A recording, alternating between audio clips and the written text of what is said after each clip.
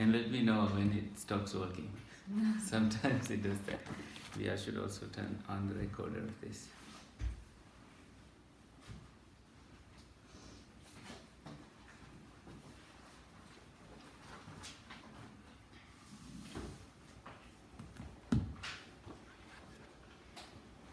We'll do the chanting in Pali, because now we want people to get used to the Pali chanting style.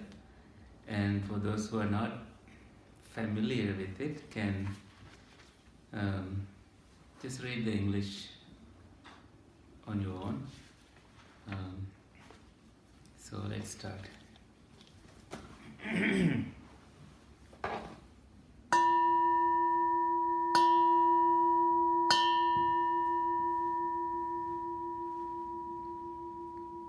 Sadhu, sadhu, sadhu. Namo tassa bhagavato arahato samma sambuddhassa. Namo tassa bhagavato arahato samma sambuddhassa. Namo tassa bhagavato arahato samma sambuddhassa. Buddhaṃ saraṇaṃ gacchāmi. Dhammaṃ saraṇaṃ gacchāmi. Sanghaṃ saraṇaṃ gacchāmi. Dutiyampi buddhaṃ saraṇaṃ gacchāmi. Dutiyampi dhammaṃ saraṇaṃ gacchāmi. Dutiyampi sanghaṃ saraṇaṃ gacchāmi. Tatiyampi buddhaṃ saraṇaṃ gacchāmi. Tatiyampi dhammaṃ saraṇaṃ gacchāmi.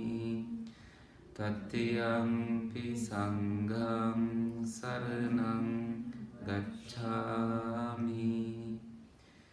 Pānātipātā vēramani. Sikkhapadam samadhiyāmi. Adinādāna vēramani. Sikkhapadam samadhiyāmi. Kāmesu micchāchārā vēramani. Sikkhapadam samadhiyāmi. Musāvādā vēramani. Sikkhapadam samadhiyāmi. Surāmeraya majjhapama daṭṭhāna vēramani. Sikkhapadam samadhiyāmi. Sadhu, sadhu, sadhu. Let us do a couple of minutes of relaxation meditation. Closing your eyes and sitting in a comfortable posture.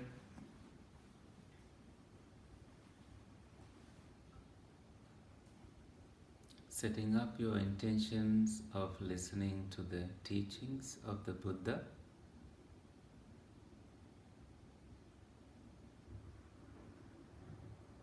That may inspire you, awaken you,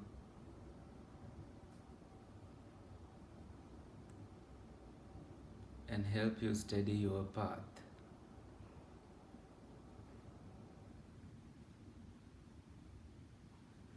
Take a deep breath in and release.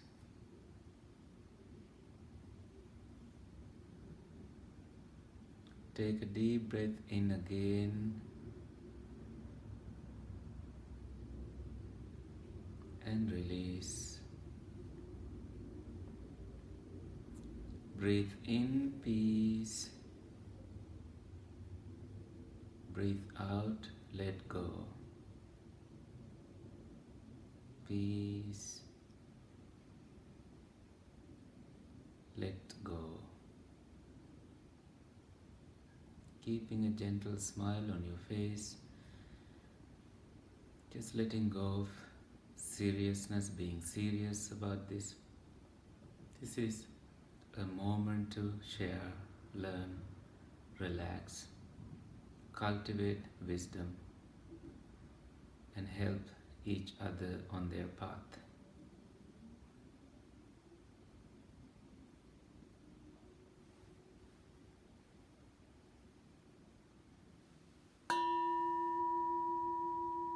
Perfect. Thank you. That is the sutra for the day.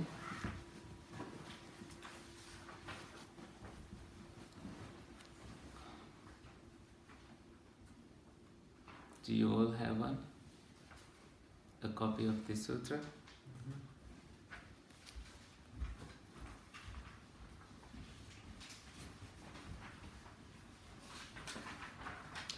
And once again, I send out an email before we do this discussion, at least few hours before this discussion, naming the sutra, and I also send you a file. So it's this file I sent to you, unlike the last time. I had kind of an older edition, so at least the titles were different when we first started it. And when you have this information, I mean, at least the sutta title, you can Google and do a search before coming, so at least you know a little bit of it before we begin the discussion. Anyway, don't worry if you didn't do it, you don't have to, it's optional. And today we are, I was attracted to the title of this, The Divine Messengers. And we read it in Pali as Devadūta. Can you try to say that? Devadūta, divine messengers. Devadūta. And Sutta means the discourse. So, discourse on divine messengers. And so, like in every faith tradition, you hear about the divine messengers. Some messengers coming to this leader, who's meditating in a cave and then give a message and ask people to, ask him to convert people into that message, and the divine messengers disappear. But when you read this one, it's completely surprising to me that the divine messengers are so different from the ones we generally know of. So we will find out. And because this is a little longer, than, and we have only 1 hour, so we'll try to sort of skip some parts as we read so we can get the whole idea. And most of it is repetitions, so we don't really need to, once we read one part, then, we can guess, the next parts, and we can skip over. So, in the very beginning, in number 1, you may not be able to, the print is not clear, at least on the first page, so please bear with me, I will read it for you. This is what I heard, or thus have I heard. On one occasion, the Blessed One was living at Savatthi in Jeta's Grove, Anathapindika's park. There he addressed the monks thus. Monks, Venerable Sir, they replied. The Blessed One said this. I use the word monks here instead of bhikkhus, but I see the word bhikkhus on the print. Okay? Bhikkhus, which means monks. Suppose there were 2 houses with doors. So, of course, a house has doors. And a man with good sight standing there between them. So, between these houses, so people going in and coming out and passing to and fro. So too with the divine eye. So this is the Buddha's divine eye, which is purified and surpasses the human. So it's not a human skill. So you have to go beyond like superhuman states to be able to have the divine eye. Because this is a psychic ability, mental cultivation. So with that, with the one that the Buddha cultivated, which is purified and surpasses the human. So you have to purify it to reach there. I see beings passing away and reappearing. So different beings, animals, human beings, they pass away and then they reappear. Reappear may mean that they will be conceived in a womb, or appear in a heavenly realm, or appear as a spirit in a tree, in some flowers, and it's just an unimaginable subject field that only Buddhas can comprehend. So one time the Buddha said, don't ever think about beings, how they are born, and the course of their next destiny. So those things are very, very complicated subjects. At least he emphasized that. But there can be some monks, some people who cultivate their mind enough to understand or see these beings, where that person was born after their birth, death. These kind of that kind of knowledge, not a knowledge, a skill. When you focus and you set your attention on someone after they die, that person who has the psychic ability, the divine eye, is able to tell where this person went and what their destination is. That's one thing the divine eye can do, but it can also see things far away. While living here, you can focus on some place in India and can tell like a CCTV what is happening there. But again, most people who develop this, they don't use it for like trivial purposes, because they get bored seeing it's just like reading someone's thoughts. That's a boring thing to do. You see what they think and you become completely uninterested in that activity. Anyway, let's not go too far with that. So with divine eye, I see beings passing away and reappearing. These beings are inferior and superior, fair and ugly, fortunate and unfortunate. I understand how beings pass on according to their own karma, actions. Thus, these worthy beings who were well conducted in body, speech and mind, not revilers of noble ones. So what this means is that when someone has attained a noble state, not ignoble, some good state in their mind, you hear that, but you don't disgrace them. You just you don't have that kind of intention to put them down. You're like, if they have that skill, that's good, and you don't criticize them. That is, if you do criticize, that means you are a reviler. You are blaming them, like blaming Buddhas, blaming enlightened monks, blaming whoever is enlightened. But these good people are not revilers of noble ones, right in their views, giving effect to right views in their actions on the dissolution of the body after death, have reappeared in a happy destination, even in the heavenly world. So they may reappear in a heavenly world. Or these worthy beings who were well conducted in body, And then goes on, after death have reappeared in the animal world. So, no, amongst human beings. And then, but these were the beings who were ill conducted in body, speech, and mind, were born in the animal world.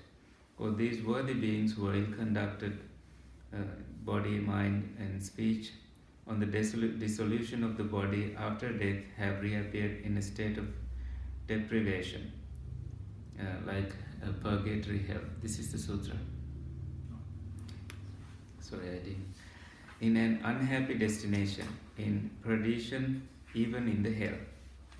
So, this is a basic introduction about the Buddha seeing different beings born in different places, in human, heavenly, animal, and purgatory hell realms, places that are very distinctly different. But when you see some animals, you feel like, I wish I was that animal kind of feeling, like they are very lucky, they are well fed, have received so much love, have much better lives than some humans. But again, not all animals are fortunate. People throw sticks, stones, and chase them away, and some places they are killed and eaten. So some animals are very helpless, and it breaks my heart to see the pain some animals go through. But according to this introduction, it appears that those animals perhaps had bad karma in their past, did bad things in their past lives, and now they have to endure such pains. Well, at least that's the clue we get from this introduction. Now, the wardens of hell seize such a being by arms. So wardens of hell, like guards, the hell guards, the gatekeepers, this is like prison guards, the hell guards, seize such beings, such beings means bad ones, by the arms, and present him to King Yama. So, and then say, Sir, this man has ill-treated his mother, ill-treated his father, ill-treated recluses, ill-treated Brahmins. He has had no respect for the elders of his clan. Let the king order his punishment. So, now, I invite you to go to the end of the sutra first. And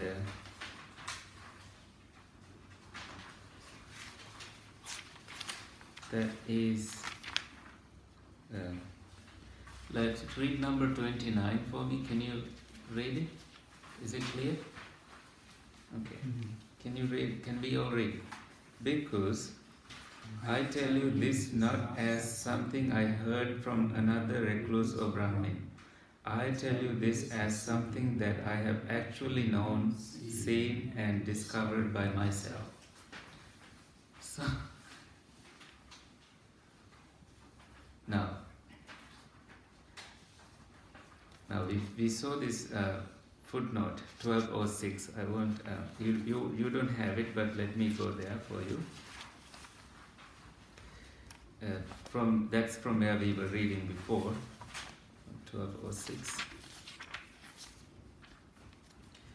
So it's about Yama, and then I have something to read after that. Yama is the god of death. The commentary of this book says that he is a king of spirits possessing a celestial mansion. Sometimes he lives in his celestial mansion enjoying celestial pleasures. Sometimes he experiences the result of karma, which means he goes through, I don't know, maybe some pain. If he's divine, usually there is no pain in that divine place, but maybe he's just enjoying his life. He is a righteous king, so he's good. And the commentary adds that there are in fact 4 yamas, one at each of 4 gates. That's a question mark, the translator adds. 4 gates of hell.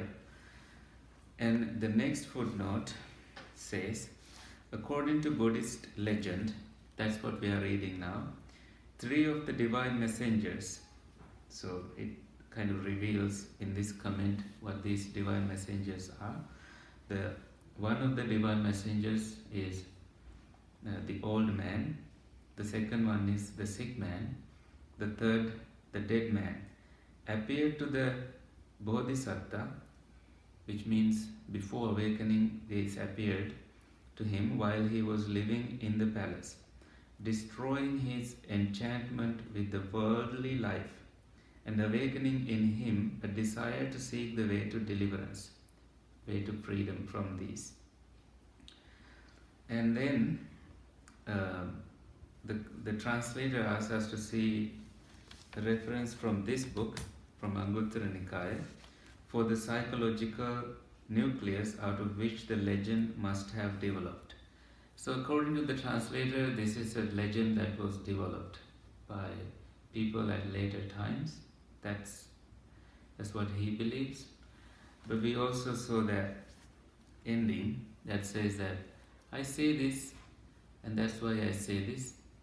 It's not something I made up, or it's not something I heard from someone. So I let you decide. But we are here with this discussion. We will go through each of these divine messengers. So number 4, King Yama. This is his duty. He presses and questions and cross-questions him about the first divine messenger. So he's asking about, the first divine messenger. So good man. So that's how he asked. Like Ambo Purisa is the Pali term. Good man. Did you not see the first divine messenger to appear in the world? He says, I did not, Venerable Sir.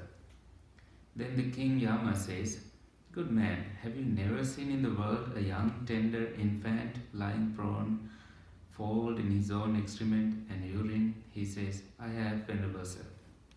So now everyone has seen a young infant, helpless. So that is a divine messenger for you. Why is that a divine messenger? It reminds you of the continuity, like birth. And so someone lived a life before and died, and now that person is born again. That's how we phrase it in Buddhism. It's not like you die and you go to heaven, go to Brahma world, go to Swarga or someplace. Different faith traditions teach you about different things, but many Hindu traditions and Buddhist tradition, recluse traditions teach about a continuity. So when you see an infant in that situation, that's a divine messenger for you.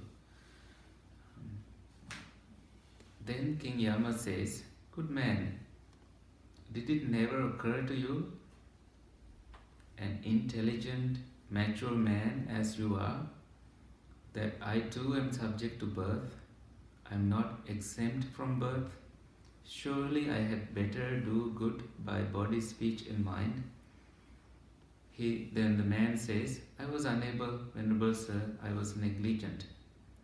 Then King Yama says, good man, through negligence you have failed to do good by body, speech and mind. So that man, when he saw the infant, was supposed to do good stuff, because you are also going to go through that. You are subject to birth. Certainly they will deal with you according to your negligence. When you neglected these signs and you didn't do good things, your punishment will be given accordingly. But this evil action of yours was not done by your mother or father, or by your brother or sister, or by your friends and companions, or by your kinsmen and relatives, or by recluses and Brahmins, or by gods. This evil action was done by you yourself, and you yourself will experience its result. So there it gives you a message. Like, you don't have to go to hell to understand this, that when you have done something bad, you are going to regret it. It's not done by your parents, not by your friends. It's done by you. And that's why I sometimes mention that the guilty mind needs no accuser. When you are guilty, nobody needs to accuse you. You yourself blame you when you are experiencing some guilt. The guilty mind needs no accuser. So then that's the message. So that's one good message you can take from there. So, having asked about the first divine messenger, at number 5, so he asked about the second divine messenger. Did you not see the second divine messenger to appear in the world? The man says no. Have you never seen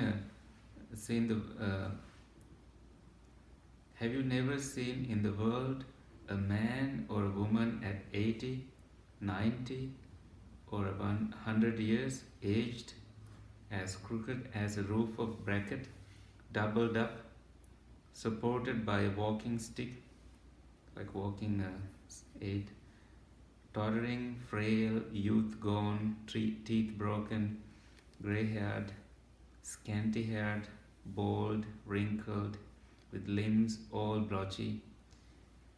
The man says, I have. So the repetition again, like the same story, like you saw it but you didn't, you acted negligent, you did bad things, so you will be punished accordingly. You should have acted well when you saw that divine messenger. When you see elderly people, usually when you see elderly people, instantly the message, a thought occurs in your mind, like I'm going to, if I live long enough, I will be like that, That's inevitable, right? That thought comes to you. So, and then it tells like, how much time do I have? Maybe I should, enjoy my life. At least that thought comes to your mind, right? So, number 6. And the King Yama asks about the third divine messenger. Did you not see the third divine messenger? The man says he did not. Have you never seen in the world a man or a woman afflicted, suffering, and gravely ill, lying fold in his own excrement and urine, lifted up by some, and so some people have to lift them up and set down by others? He says, I have. So he has seen sick people. That was a divine messenger. And let's go to the fourth one.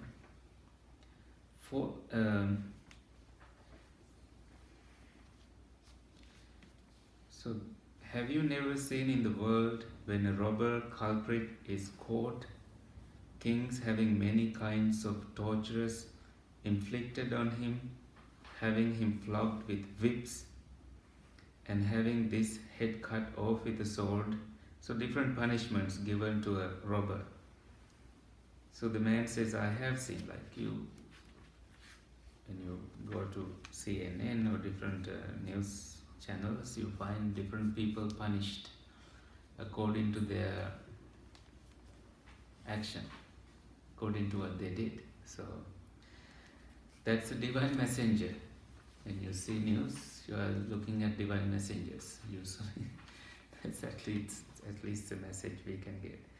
So let's go to the next one.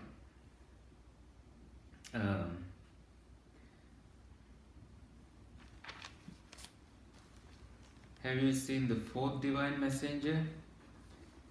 Have you never seen in the world a man or a woman 1 day dead, 2 days dead, like they died and then it's been 2 days since, 3 days dead, bloated, livid, and oozing with matter?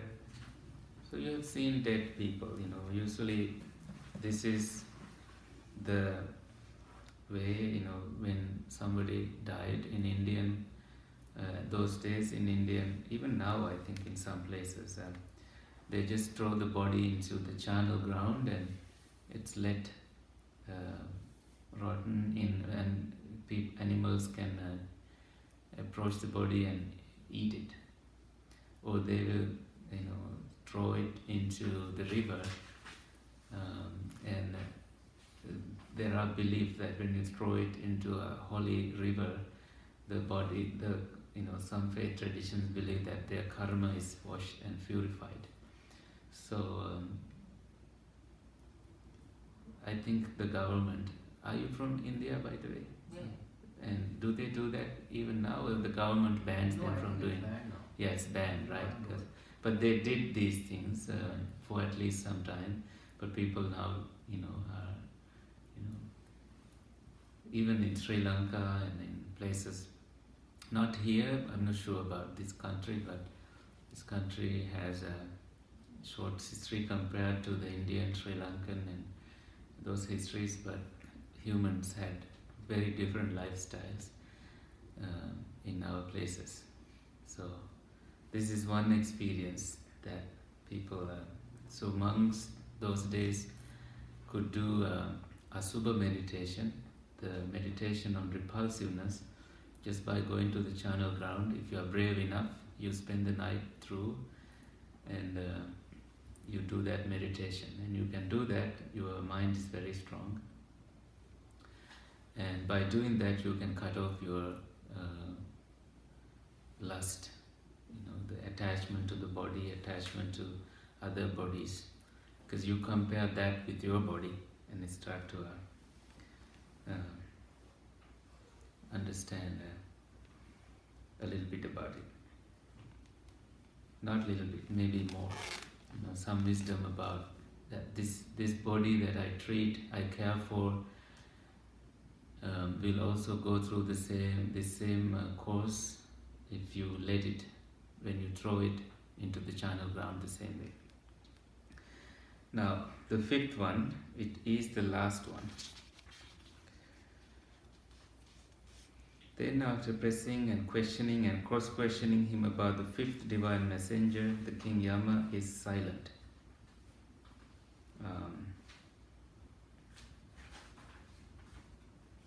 Or did we go to the fifth one?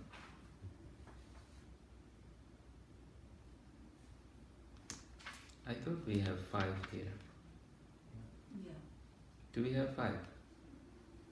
Where's the fifth? In what number? Okay. Oh yeah. Yeah, I think it's about death, right? Right. Yeah. Then King Yama says,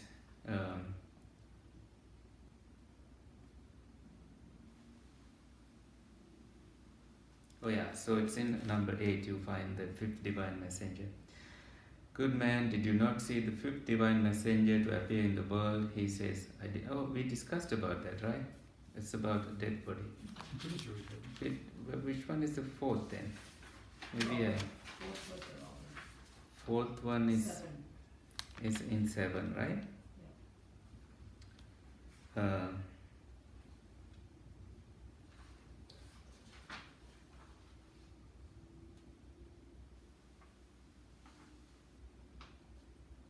Robber culprit is caught. That is the fourth one. Yeah. So third is the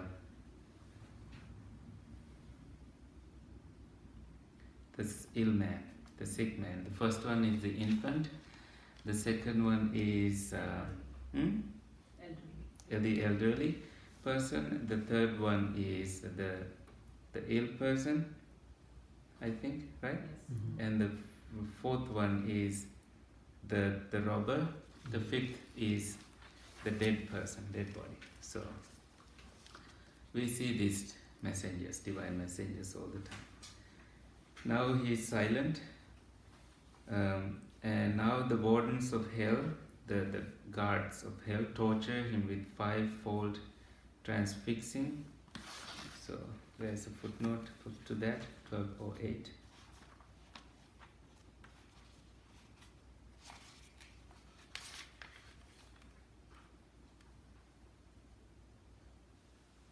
Yeah, that's just a footnote to tell that this description is also found in another sutra, 129, just before this.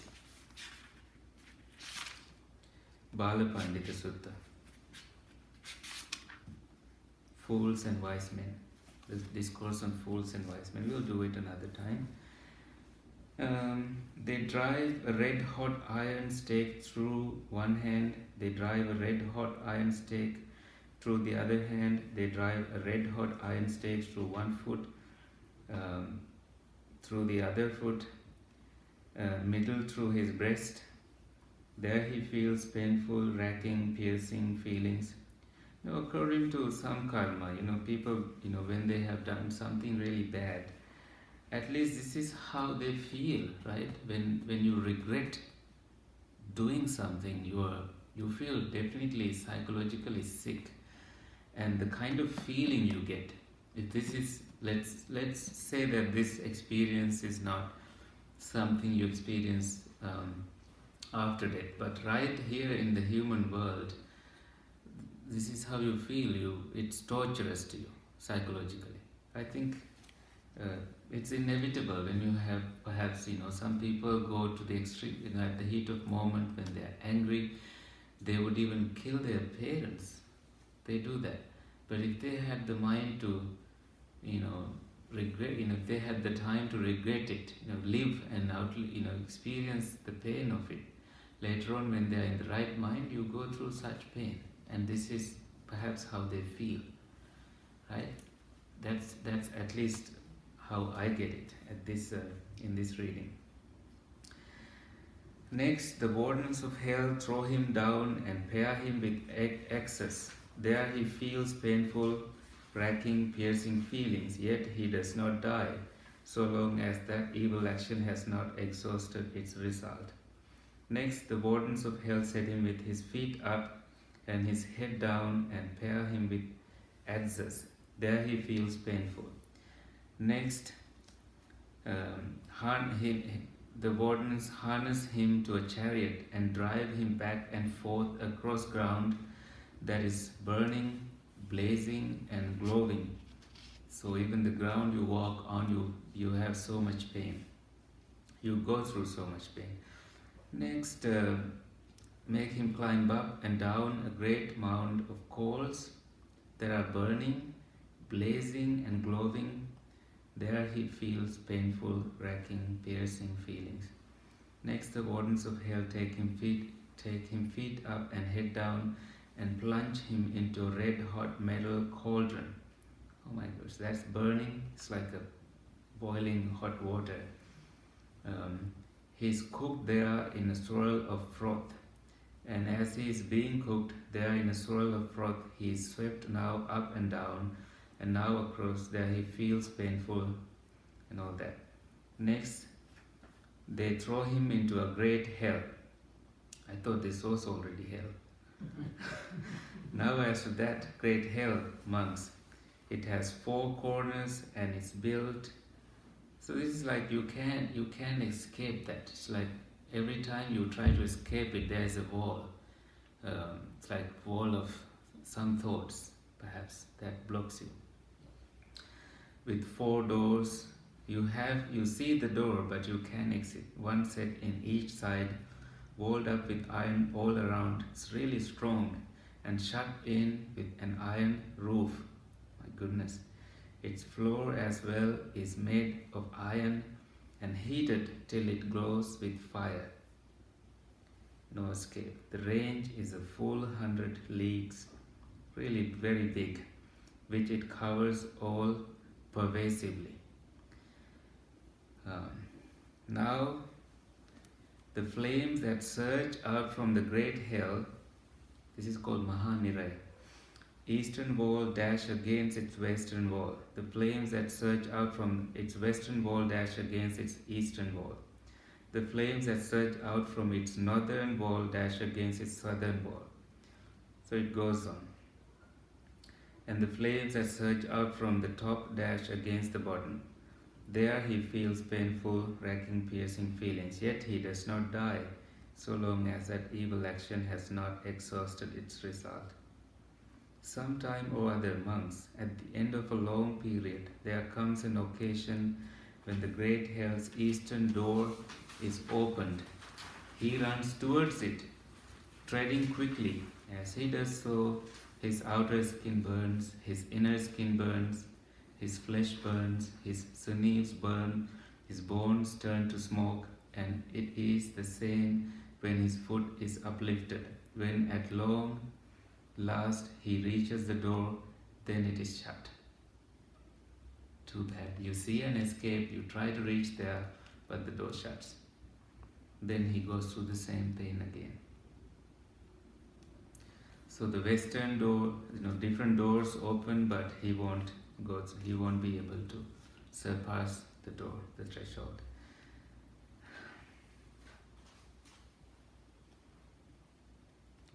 Number 20, immediately next to the great hell is a vast hell of excrement. So another feces. He falls into that. So you escape it and you fall into another bad place. He falls into that, in that hell of excrement. Needle-mouthed creatures bore through his outer skin and bore through his inner skin and bore through his flesh and bore through his sinews and bore through his bones and devour his marrow. There he feels painful. And next to that is the vast hell of hot embers, and he falls into that. Yet he does not die so long as that evil action has not exhausted its result. So until he's still, his evil action, his papa karma is after him. He has not been able to experience enough pain to be free from that karma. Until that happens, he goes through these stages. Immediately next to the hell of hot embers is the vast wood of Simbali trees, a league high, bristling with thorns, 16 finger breadths long, burning, blazing and glowing. They make him climb up and down those trees. There he feels painful. And next to that is vast wood of sword leaf trees. Same thing. Next to that is a great river of caustic water. He falls into that, goes through the same. Next, the wardens of hell pull him out with a hook, and setting him on the ground, they ask him, "Good man, what do you want?" He says, "I am hungry, venerable sirs." Then the wardens of hell prise open his mouth with red-hot iron tongs, burning, blazing and glowing, and they throw into his mouth a red-hot metal ball. He won't get any food. Hopeless. Next, the wardens of hell ask him, "Good man, what do you want?" He says, "I'm thirsty." They throw what?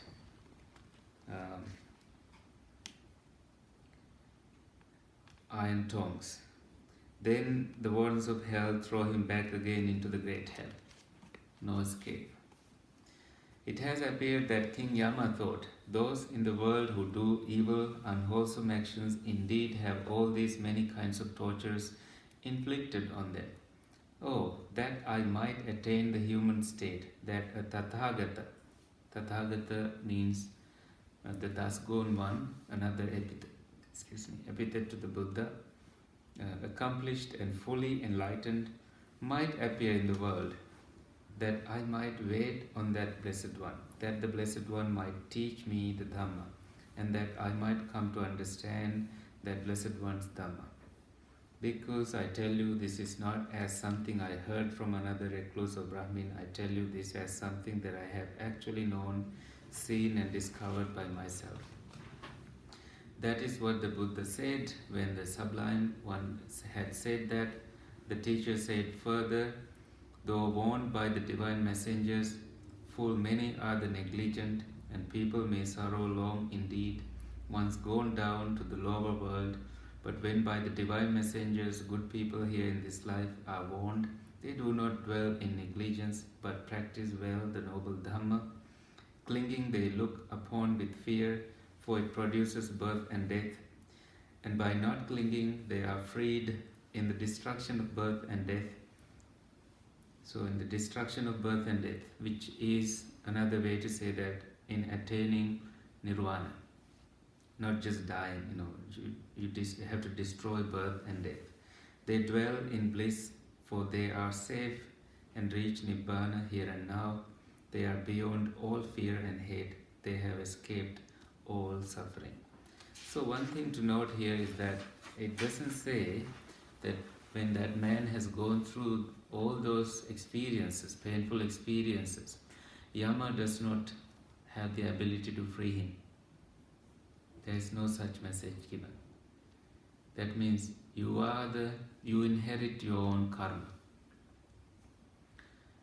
If the Buddha gave that kind of a message, it can be misleading. People do all kinds of things thinking that one day Yama will free me. Right? In Buddha's time, there were different religious teachers who taught that people do not need to regard for their parents, natti mata, natti pita.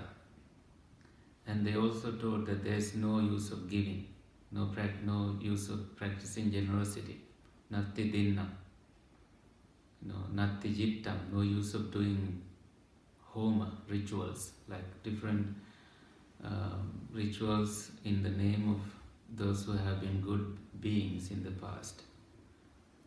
You can be a leader of a town and you have been very helpful and kind to those people, and when you have died, the villagers still remember you, make statues of you and make offerings to you, and still wish good things for the village, for the town. So some religious teachers teach that there is no use of doing that. And therefore, the Buddha, on the other hand, had to take actions against that kind of misleading teachings, because when people are taught that way, they don't have any care for their elders, no care for your parents, no care for anybody. You do anything you want.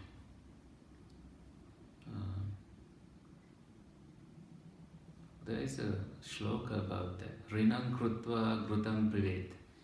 Just drink ghee even after taking loans. Take a loan and drink ghee.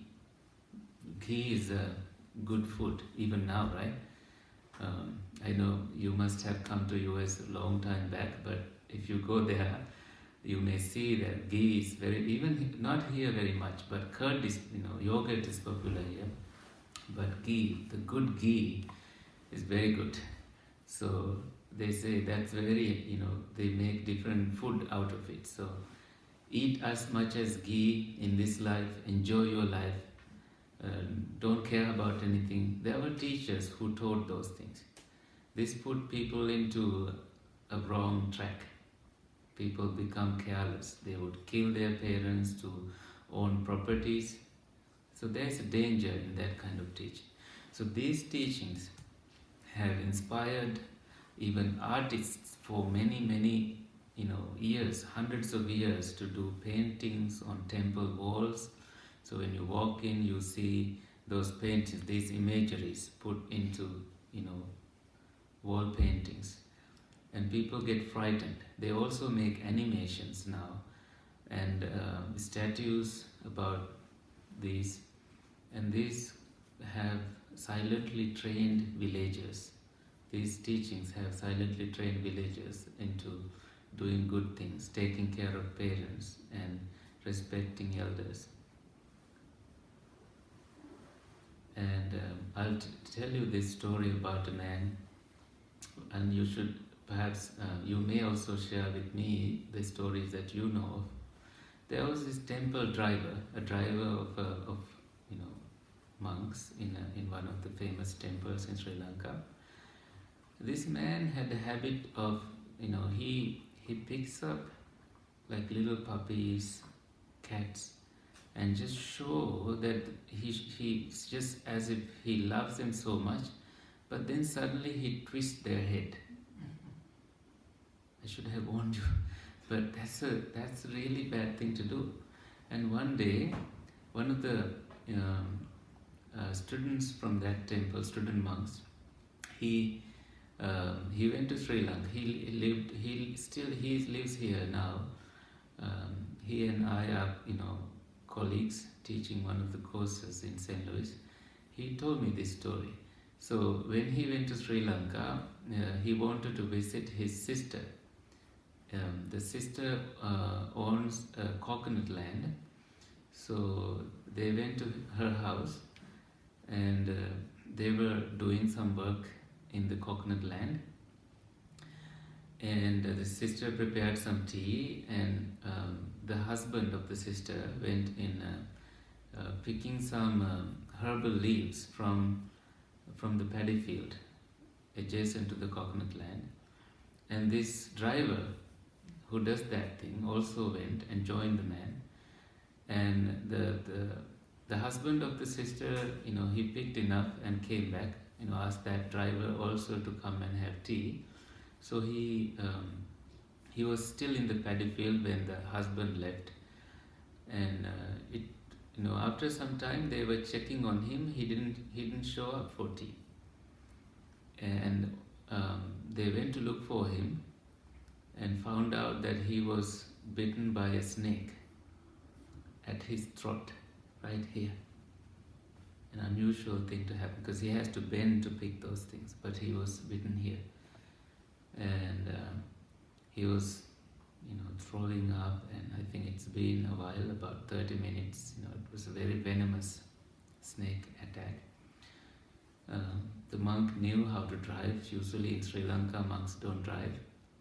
It's a cultural Buddhist country.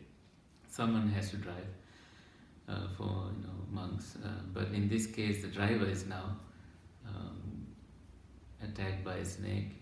So the others didn't know how to drive, so the monk drove him to the hospital, but he was dead before they reached the hospital. So again, and for the funeral, although this was a temple driver, it rained really heavily, flooded the area. Only this monk and his teacher could go to the funeral, do the final rites. Usually this driver knew so many monks because he goes from temple to temple and he knows many monks. They couldn't go. That's also a sign that he was really evil, that he didn't have the blessings from those people he associated with in his life. So that's, that tells you, if you fear the slightest wrong in your life, then you abstain from doing such things, and you may be protected even by animals. But in this case, unfortunately, he was attacked. His life couldn't be saved. So it's your turn to tell your stories. We have about, how many minutes we have? This is 8:21? I can take about 5 more minutes. Any stories you want to tell? Or anything that which ways will you make use of this teaching today? Any thought? Doesn't have to be related. They do a very good job at making hell sound very scary. It's hell scary. I can tell you one story. Yeah? When a mother was going to come to the United States, Mm-hmm. the son, the mother got the ticket and the visa and all of that. The son didn't want her to come. Mm-hmm. So what he did was take the passport and hide it. So she was crying all day long. It was the day before she left. Oh no, that's not good. So, no, she was crying her heart out. And then people said, go report it to the police. And she knew it was a son. So said, no, I can't do that. I think it's my son. So he said, no, I don't know, maybe I lost it in the bus or someplace like that. But then 2-3 months went by, and then the son got a job in England. Oh. He was not going to tell the mom and just go away anyway, but he was partying with his brother, and then he was supposed to fly on a Saturday. Friday night they were drinking and driving, and they ended up in a field, paddy field in Sri Lanka. Mm. And he went through the glass and hurt both eyes. One eye was blind almost. So both brothers were in the hospital, and they called. Someone told the mom, and mom went and tried to help. Both sons are hurt. So, and then she didn't even know that this one had a visa to go the next day for a job to London. He could not go. Yeah. And then the moment he was conscious that the mom was there, he said, Mom, as soon as I come, I'll get you the visa to go. Okay, I'll find I'll get the passport. And he knew right away, this is why this happened. That happened. Unbelievable, right? You can't even relate like, this. Yeah. Wow. Yeah. Thank you for sharing that. Yeah, That's a very strong story. Very strong. And I'm like, Yeah. wow. It's Right there, this right whole there. sutra. Yeah, that's it. In this life, this brings us to the a discussion about karma, right? There are different karmas that ripen within this lifetime. So this is a case of a karma like that. Right here, right now, you experience that just in a matter of 3 months' time. Thank you for the story. Any more stories?